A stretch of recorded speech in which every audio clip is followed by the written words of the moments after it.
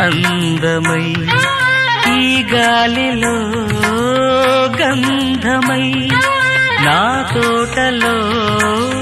చైత్రమై ఈ బాటనే నడచిరా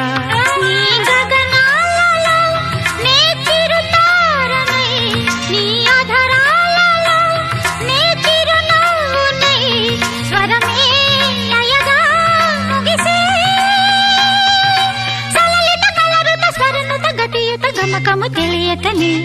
కీరవాణి చిలకల కలకల